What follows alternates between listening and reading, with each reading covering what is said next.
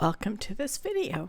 In this video, we are going to teach you and describe in a very visual manner and verbally how to make tassels or fringe on your felt pieces for whatever kind of kit you're working, or even if it's not a kit, if it's just a craft. So I can tell you that I don't do fringe very often. They're going to go right here on the end of this scarf for this little snowman. And I'm not a big fan of fringe personally, so I don't fringe things unless like this would happen to be that the stocking calls for it. So every time I have to do fringe, I have to look up how to do it because it is just, I don't do it enough for it to become really a muscle memory. So I need to go in and look at the directions for that piece because I've finished the front of the stocking. I just left the fringe off so that I could do that on camera with you all. So here is where the piece is, and it just simply says applique, fringe, and embroider, applique, and fringe, stocking, or scarf end, piece ends. So no other description there other than that. So you need to go to your chart here that tells you all about how to do which stitches. And here over on the side is the fringe piece, and it says fringe, and it says you're going to use 3 strands of red floss for this one. So I'm going to take a piece of floss that is 6 strands and split that to 3 and 3, and we'll be using that for the fringe. And I always try to find, when I'm going to use like 3 strands like this, a needle that has a large eye. Now I do have that big needle there that I can use, but I have to be very careful. I'm working right on the edge of a piece of felt, and the felt, as we all know, is not a woven material. It's just a pressed material, and so it's easy to pull through. So I don't want to use too large of a needle with too large of an eye that's going to make too large of a hole, and then I'm going to have problems and have to redo that whole felt piece. So I will go through and look for a larger eyed needle, embroidery needle, to thread this through. If I cannot get it through, then I have that other needle as backup, but I really don't want to use that if I can help it. So here are the strand of floss that I am splitting in half to pieces that are 3 and 3. And then I did find a good embroidery needle in my stack of needles on my pin cushion there that has a decent eye that I can get through. After 2 or 3 tries, I did get the floss through.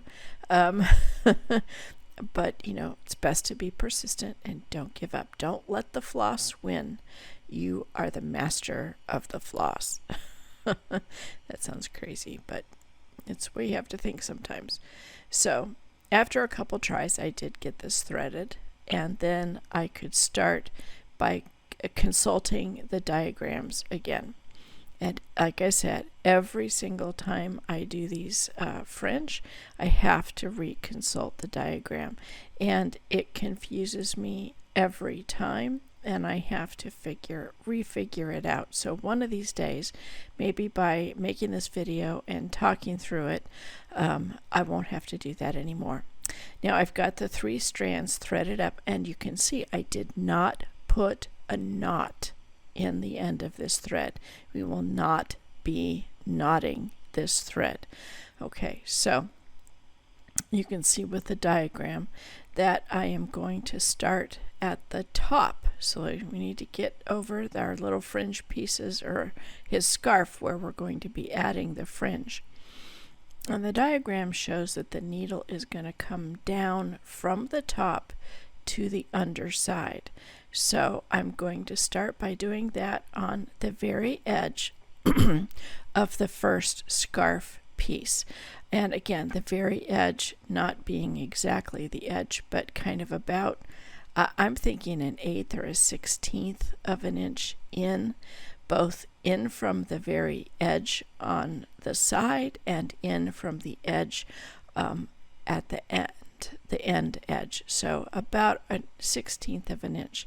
And I'm going to pull that through again from top to bottom, and do not pull it all the way through. You want to leave about an inch, inch and a half. I always err on the side of length because you can't add length, but you can always cut more off. Now you're going to grab that little tail that you left up on top, and you're going to also grab the floss from underneath and pinch those two between your fingers. And that's what it shows you in the diagram. Okay, and you're going to see here that I did not interpret it correctly the first 2 or 3 times. I had to try it several times. Now you're going to bring the floss over the top and under. Over the top. It's hard to pick up. There we go, Carla. Over the top, and it looks to me here like you go between the 2 pieces that are in your fingers, pinched between your fingers, that you only go through one. But you will see that does not work. That is not correct. I will get it, trust me. And then you need to come out on the top of that loop that you made by going over the top. Now, when I pull this tight, it should be a knot. But I quickly learn it is not. It is not knotted, and so I did not do it correctly. So that's try 1. Nope, didn't work. Nope, just twisted, not knotted. Pulls right out. Okay, so let's go for it again. Let's re-look at the picture, and I'm going from top to bottom. I pinch those 2 ends, the end and the working floss that's on the needle between my fingers. Hold them tightly. Then I'm going to bring the needle with floss over the top of what I'm working on here. And once again, I try the same thing, and guess what? It still doesn't work. You know, what is the definition of insanity? Doing the same thing over and over, expecting a different result? Well, here we are. Guilty as charged. And I try again, and I pull it tight, and guess what? No knot, only a twisty twist, and it's back to the drawing board. Look at it again, Carla, figure it out. So I've done it right. I've gone from top to bottom, and I've got 2 pieces to pinch between my fingers there. I'm going to go over the top, and I'm going to go under both strands that are pinched in my fingers and come out over the top, oops, don't let go, over the top of the working yarn. And guess what? After I get it untangled, I have a knot. I finally have a piece of fringe. I have my very first piece of fringe. Okay, it knotted, and you can pull it tight, and now I just have to grab my scissors and snip it off about equal to the tail there. Again, when you finish all the fringe, you will be, or at least I always give it a trim, because it's impossible to get it exactly even. Okay, so let's do it again, and we're going to do it the right way. Down from the top, and I move over maybe a 16th of an inch, maybe an 1/8. You could make them as tight together or as far apart as you desire. So come down from the top and grab that tail. Don't let it pull all the way through, and pinch it between your fingers. Here's where it can get challenging, because the fringe that you've already made likes to get in the way. So hang on to that tightly, those 2 pieces between your fingers. Go over the top of your working area there, of what you're working on. if you can pick it up, go under both strands that are in your fingers, under both strands, and come out on top of the loop that you've made. So that does result in a successful knot that you can pull tightly. Hang on to one strand, pull the other one tightly, and you have your second piece of fringe. Yay! Finally got it. Now I'm going to trim that off and start again for another piece of fringe. This goes on until you get to the end of the little end of the scarf in this particular case. For you, it's wherever you get to the end and where you're done on whatever you're working on. But again, from the top, pull through, get a tail, grab the tail and your working floss and pinch those two between your fingers. Go over the top and under both of those pieces in your fingers and out on the top or through that kind of loop that created. We're going to make sure you've got a hold of the tail end and pull that tight. And we've now successfully made 3 pieces of fringe. You can see that this is not fast work. This is a little bit tedious, and it is not something you can just whip out. So again, down from the top, pull it through, and again, try to do whatever you need to do to keep those previously made fringes kind of out of your way and from complicating the matter, because they want to get in there. They want to be a part of the next fringe.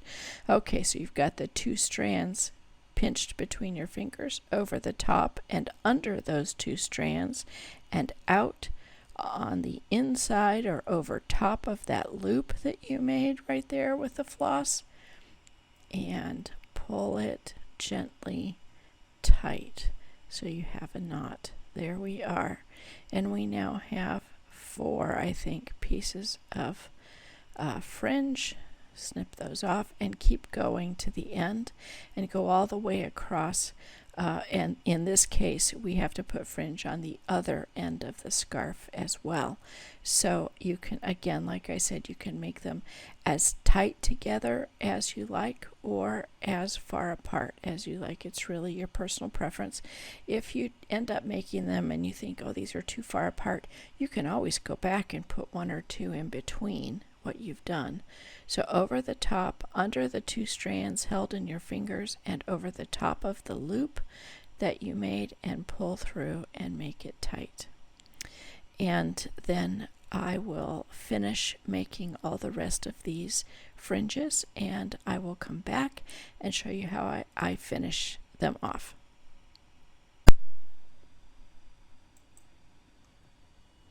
All right, you can see that I do have the fringes finished on both ends of the scarf, but this is part of what I'm not a big fan of with fringe, is that to me it always looks like it needs to be straightened out.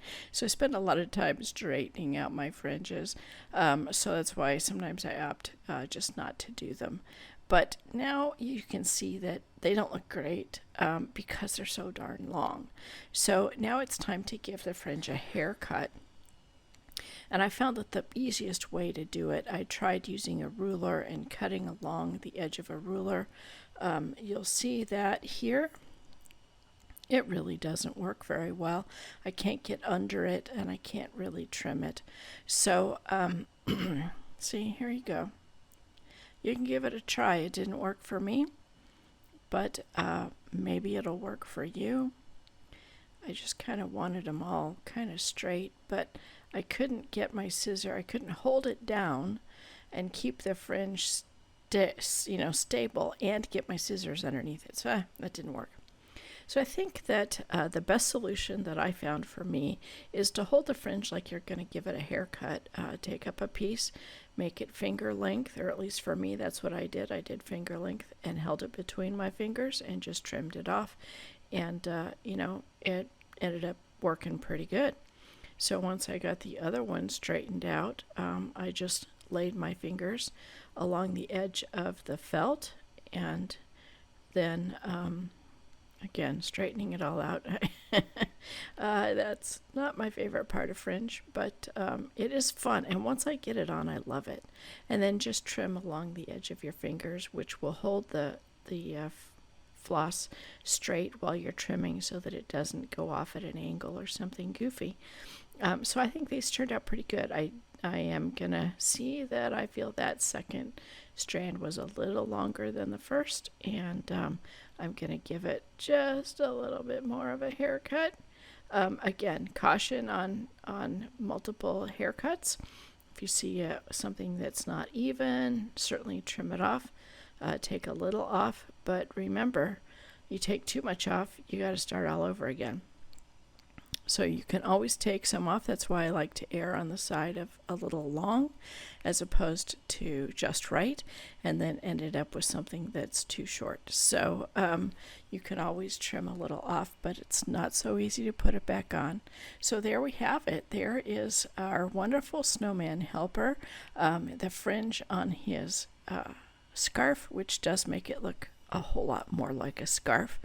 And I would have to say that this kit, once I get my trash out of the way there, is a good beginner kit. It has 100 pieces in it, and it is just called Santa and Snowman. It is I like to, how I gauge a kit is the number of pieces and the size of the pieces. You can see that the size of these pieces are not teeny tiny. They're a easy size to work on. That's why I don't recommend ornaments as a beginner, as your first kit, because ornaments, the pieces are usually very tiny, and I find that a little bit more difficult than these larger pieces. So anyway, this is a great beginner kit, Santa and Snowman, and Santa has a wonderful face, and I love the expression of the snowman. So again, recommend this as a good kit, a good starter kit, and I hope that you have a really blessed holiday season and that your holidays are filled with sparkle and blessings.